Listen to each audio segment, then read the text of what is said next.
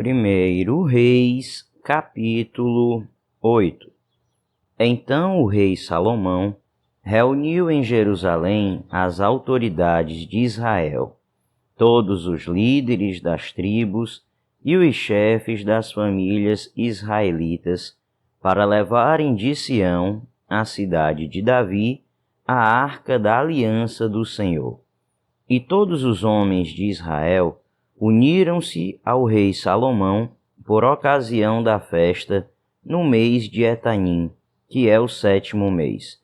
Quando todas as autoridades de Israel chegaram, os sacerdotes pegaram a arca do Senhor e a levaram, com a tenda do encontro e com todos os seus utensílios sagrados. Foram os sacerdotes e os levitas que levaram tudo. O rei Salomão e toda a comunidade de Israel que se havia reunido a ele diante da arca.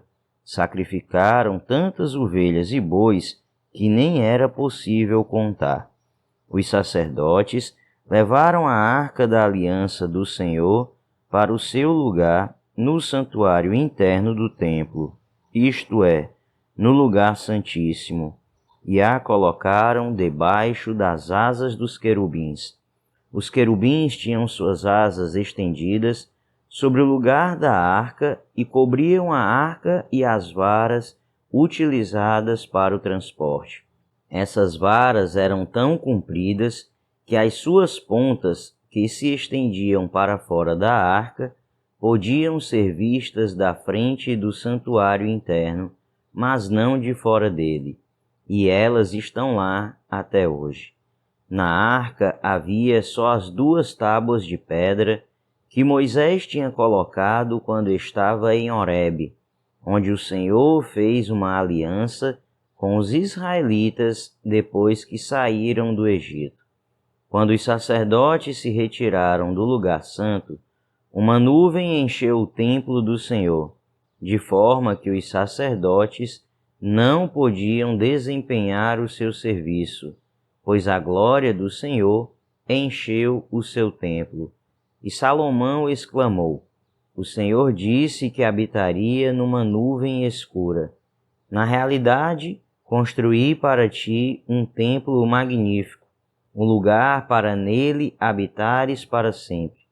Depois o rei virou-se e abençoou toda a Assembleia de Israel que estava ali em pé, e disse: Bendito seja o Senhor, o Deus de Israel, que com sua mão cumpriu o que com sua própria boca havia prometido a meu pai Davi, quando lhe disse: Desde o dia em que tirei Israel, o meu povo, do Egito, não escolhi nenhuma cidade das tribos de Israel para nela construir um templo em honra ao meu nome, mas escolhi Davi para governar Israel, o meu povo.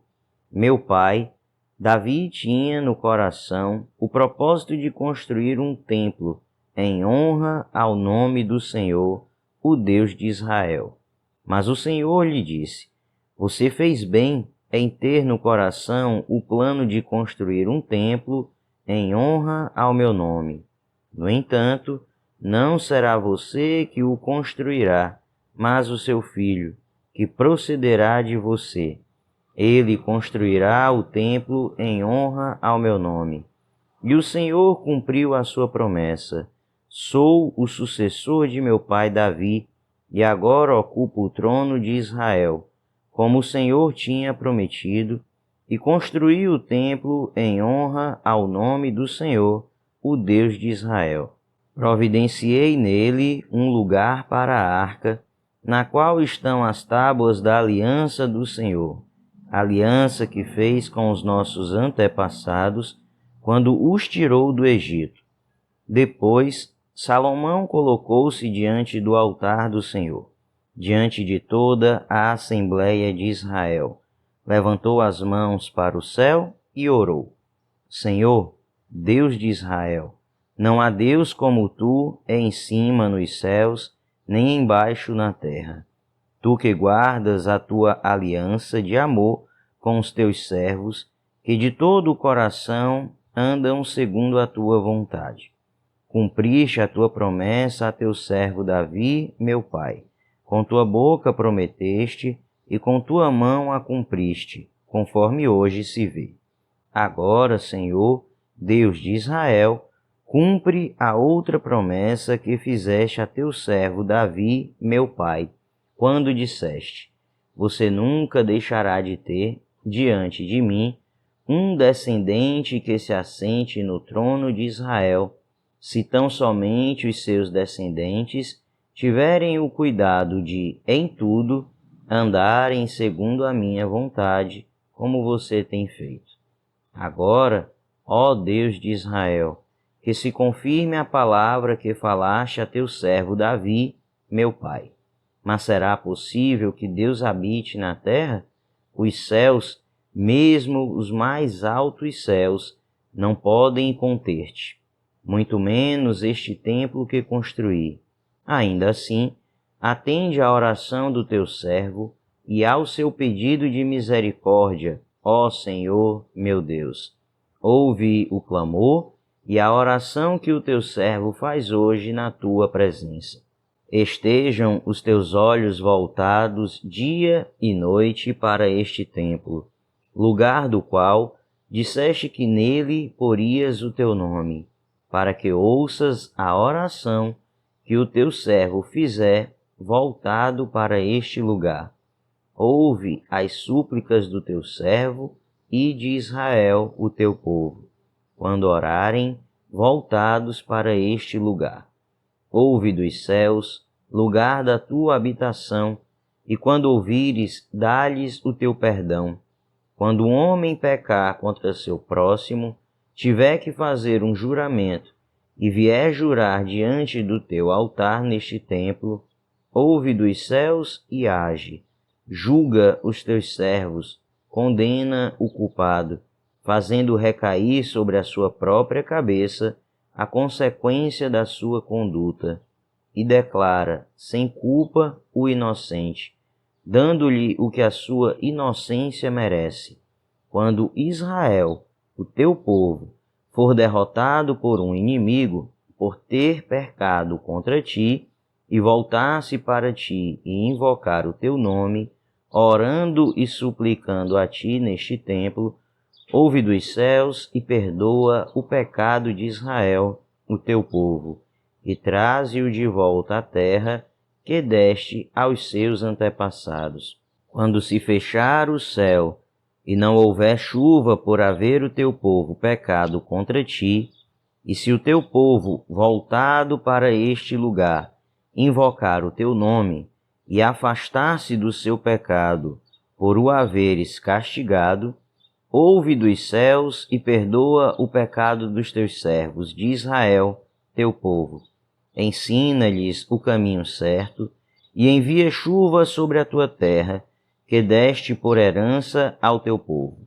Quando houver fome ou praga no país, ferrugem e mofo, gafanhotos peregrinos e gafanhotos devastadores, ou quando inimigos sitiarem suas cidades, quando em meio a qualquer praga ou epidemia, uma oração ou súplica por misericórdia for feita por um israelita ou por todo Israel, teu povo, cada um sentindo as suas próprias aflições e dores, estendendo as mãos na direção deste templo, ouve dos céus o lugar da tua habitação.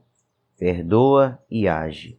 Trata cada um de acordo com o que merece, visto que conheces o seu coração. Sim, só tu conheces o coração do homem. Assim, eles te temerão durante todo o tempo em que viverem na terra que deste aos nossos antepassados. Quanto ao estrangeiro, que não pertence a Israel, o teu povo, e que veio de uma terra distante por causa do teu nome, pois ouvirão acerca do teu grande nome, da tua mão poderosa e do teu braço forte. Quando ele vier e orar, voltado para este templo, ouve dos céus, lugar da tua habitação, e atende ao pedido do estrangeiro, a fim de que todos os povos da terra conheçam o teu nome e te temam, como faz Israel, o teu povo, e saibam que este templo que construí traz o teu nome. Quando o teu povo for à guerra contra os seus inimigos, por onde quer que tu o enviares, e orar ao Senhor, voltado para a cidade que escolheste, e para o templo que construí em honra ao teu nome, ouve dos céus a sua oração e a sua súplica, e defende a sua causa. Quando pecarem contra ti, pois não há ninguém que não peque, e ficares irado com eles, e os entregares ao inimigo, que os leve prisioneiros para a sua terra, distante ou próxima. Se eles caírem em si, na terra para a qual tiverem sido deportados, e se arrependerem e lá orarem, pecamos, praticamos o mal e fomos rebeldes. E se lá eles se voltarem para ti de todo o seu coração e de toda a sua alma, na terra dos inimigos que os tiverem levado como prisioneiros, e orarem voltados para a terra que deste aos seus antepassados, para a cidade que escolheste, e para o templo que construí em honra ao teu nome, então, desde os céus, o lugar da tua habitação, ouve a sua oração e a sua súplica, e defende a sua causa. Perdoa o teu povo que pecou contra ti, perdoa todas as transgressões que cometeram contra ti, e faze com que os seus conquistadores tenham misericórdia deles, pois são o teu povo e a tua herança, que tiraste do Egito, da fornalha da fundição. Que os teus olhos estejam abertos para a súplica do teu servo e para a súplica de Israel, o teu povo, e que os ouças sempre que clamarem a ti, pois tu os escolheste entre todos os povos da terra para serem a tua herança, como declaraste por meio do teu servo Moisés, quando tu, ó soberano Senhor, tiraste os nossos antepassados do Egito. Quando Salomão terminou a oração e a súplica ao Senhor, levantou-se diante do altar do Senhor, onde tinha se ajoelhado e estendido as mãos para o céu. Pôs-se em pé e abençoou em alta voz toda a Assembleia de Israel, dizendo: Bendito seja o Senhor, que deu descanso a Israel, o seu povo, como havia prometido. Não ficou sem cumprimento nenhuma de todas as boas promessas que ele fez por meio do seu servo Moisés. Que o Senhor, o nosso Deus, esteja conosco, assim como esteve os nossos antepassados, que ele jamais nos deixe nem nos abandone, e faça com que de coração nos voltemos para ele, a fim de andarmos em todos os seus caminhos e obedecermos aos seus mandamentos, decretos e ordenanças que deu aos nossos antepassados, e que as palavras da minha súplica ao Senhor tenham acesso ao Senhor, o nosso Deus, dia e noite, para que ele defenda a causa do teu servo e a causa de Israel, o seu povo, de acordo com o que precisarem. Assim, todos os povos da terra saberão que o Senhor é Deus e que não há nenhum outro. Mas vocês tenham coração íntegro para com o Senhor, o nosso Deus, para viverem por seus decretos e obedecerem aos seus mandamentos, como acontece hoje. Então o rei Salomão e todo o Israel ofereceram sacrifícios ao Senhor. Ele ofereceu em sacrifício de comunhão ao Senhor 22.000 bois e 120.000 ovelhas. Assim o rei e todos os israelitas fizeram a dedicação do templo do Senhor. Naquele mesmo dia, o rei consagrou a parte central do pátio, que ficava na frente do templo do Senhor, e ali ofereceu holocaustos, ofertas de cereal e a gordura das ofertas de comunhão, pois o altar de bronze diante do Senhor era pequeno demais para comportar os holocaustos, as ofertas de cereal e a gordura das ofertas de comunhão. E foi assim que Salomão, com todo o Israel, celebrou a festa naquela data. Era uma grande multidão, gente vinda desde Lebo-Amate até o ribeiro do Egito. Celebraram-na diante do Senhor, o nosso Deus, durante 7 dias. No 8º dia, Salomão mandou o povo para casa. Eles abençoaram o rei e foram embora, jubilosos e de coração alegre por todas as coisas boas que o Senhor havia feito por seu servo Davi e por Israel, o seu povo. 1 Reis, capítulo 9. Quando Salomão acabou de construir o templo do Senhor, o palácio real e tudo mais que desejara construir, o Senhor lhe apareceu pela 2ª vez, como lhe havia aparecido em Gibeon. O Senhor lhe disse: Ouvi a oração e a súplica que você fez diante de mim. Consagrei este templo que você construiu, para que nele habite o meu nome para sempre. Os meus olhos e o meu coração estão sempre nele. E se você andar segundo a minha vontade, com integridade de coração e com retidão, como fez o seu pai Davi, se fizer tudo o que ordeno a você, obedecendo aos meus decretos e às minhas ordenâncias, firmarei para sempre sobre Israel o seu trono, conforme prometi a Davi, seu pai, quando lhe disse: Nunca faltará descendente para governar Israel. Mas, se você ou seus filhos se afastarem de mim e não obedecerem aos mandamentos e aos decretos que lhes dei, e lançarei culto a outros deuses e adorá-los, desarraigarei Israel da terra que lhes dei, e lançarei para longe da minha presença este templo que consagrei ao meu nome. Israel se tornará, então, objeto de zombaria entre todos os povos. E embora este templo seja agora imponente, todos os que passarem por ele ficarão espantados e perguntarão: por que o Senhor fez uma coisa dessas a esta terra e a este templo? E a resposta será: porque abandonaram o Senhor, o seu Deus, que tirou os seus antepassados do Egito, e se apegaram a outros deuses, adorando-os e prestando-lhes culto. Por isso, o Senhor trouxe sobre eles toda esta desgraça.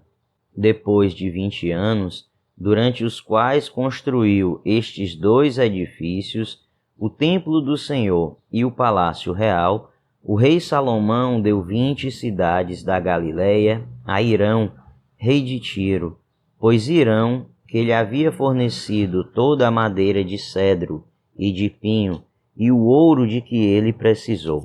Mas quando este veio de Tiro, para ver as cidades que Salomão lhe dera, não gostou. Que cidades são essas que tu me deste, meu irmão? Ele perguntou, e as chamou Terra de Cabu, nome que elas têm até hoje. Hirão tinha enviado ao rei 4.200 quilos de ouro. O rei Salomão impôs trabalhos forçados para que se construísse o templo do Senhor, seu próprio palácio, o Milo, o muro de Jerusalém, bem como Azor, Megido e Gezer. O faraó, rei do Egito, havia atacado e conquistado Gezer, incendiou a cidade e matou os seus habitantes, que eram cananeus, e a deu como presente de casamento à sua filha, mulher de Salomão.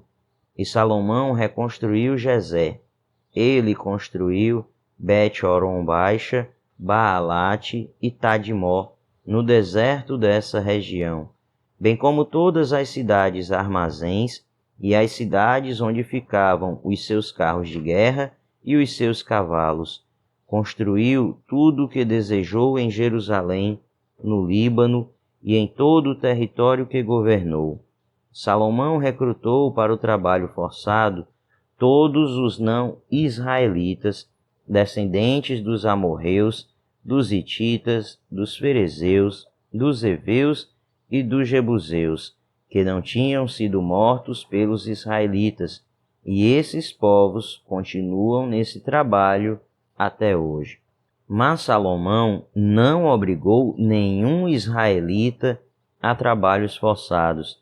Eram eles os seus homens de guerra, seus capitães, os comandantes dos seus carros de guerra e os condutores de carros. Também eram israelitas os principais oficiais encarregados das construções de Salomão, 550 oficiais que supervisionavam os trabalhadores. Somente depois que a filha do faraó mudou-se da cidade de Davi para o palácio que Salomão havia construído para ela, foi que ele construiu o Milo. 3 vezes por ano, Salomão oferecia holocaustos e sacrifícios de comunhão no altar que havia construído para o Senhor e, ao mesmo tempo, queimava incenso diante do Senhor. E Salomão concluiu o templo. O rei Salomão também construiu navios em Ezion-Geber, que fica perto de Elate, na terra de Edom, às margens do Mar Vermelho. E Irão enviou em navios os seus marinheiros, homens experimentados que conheciam o mar, para trabalharem com os marinheiros de Salomão. Navegaram até Ofir e de lá trouxeram 14.700 quilos de ouro para o rei Salomão.